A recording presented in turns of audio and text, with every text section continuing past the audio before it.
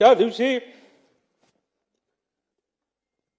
एक आदरांजली म्हणून तिथं मी माझे केस कापले. ते मला म्हणायचे, तू जरा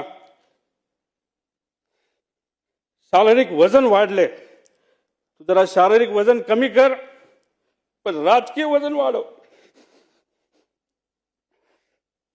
मी नुसतं म्हणायचो हो करतो, पण मी त्यांना शब्द देतो की माझी हेअरस्टाईल मी अशीच ठेवेल, शारीरिक वजन कमी करेल, राजकीय वाढवेल. पण एक गोष्ट मात्र खरी, ते मला म्हणायचे वरचं बटन वरपर्यंत लावत जा, पण काकांना एक सांगायचं, 40-50 वर्षानंतर मी तेव्हा तुम्हाला भेटेल, तोपर्यंत मी बटन असंच उघडे ठेवणार.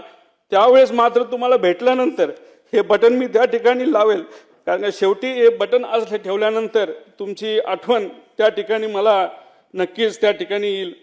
पण एक गोष्ट अजून आहे, 40-50 वर्षांनी जेव्हा अजित काकांची माझी भेट होईल, तेव्हा हा माझा लढा जो मी आता त्या ठिकाणी लढत आहे, अख्खा महाराष्ट्र त्या ठिकाणी लढत आहे, तेव्हा अजित काकांसमोर ताट मानेले मी तिथं उभा राहील.